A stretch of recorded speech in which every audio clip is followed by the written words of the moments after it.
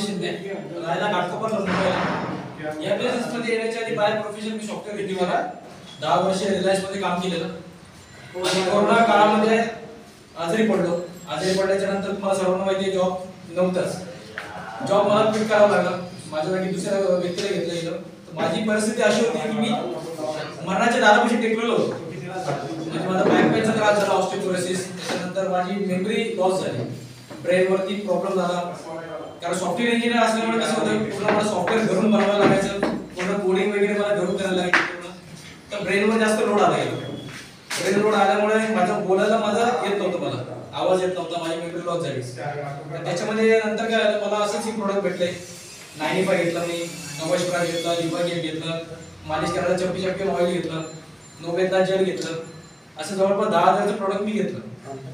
ते प्रोडक्ट घेतल्याच्या नंतर म्हणजे मी डॉक्टरला जवळपास 4 ते 5 रुपये खर्च केले होते. ते खर्च करून सुद्धा पण मला जो रिझल्ट आला नाही, तो या प्रोडक्टने मला रिझल्ट दिला. बसायला लागलो, काम करायला लागलो. 6 महिने मी कंपनीत काम केलं. पण नंतर विचार केला की मला आता कंटिन्यू मला म्हणजे जॉब करायचं नाही, कारण मला येत नव्हतं पूर्ण ते काम करणं. स्वतः ठरवलं ऍज अ करिअर म्हणून माय लाईफस्टाईल निवडलं मी. आणि पूर्णपणे आता फुल टाइम ह्याच्यामध्ये मी काम करतो. क्लासमध्ये पण थोडंसं शिकवतो आणि पूर्ण माझा वेळ जो भेटतो तुम्हाला मी इथं देतो.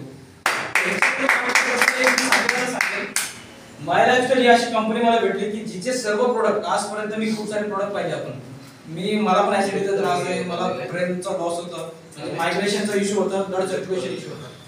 तो सगळा माझा बंद झाला. मी फुल टाइम याच्यामध्ये काम करायला लागलो. 2 ते 3 महिने झाले मला जॉइन करून. जी ग्रुपची पहिली रँक होती सुपरस्टार, ती अचीव करून आज मेगास्टार म्हणून तुमच्या समोर उभा आहे.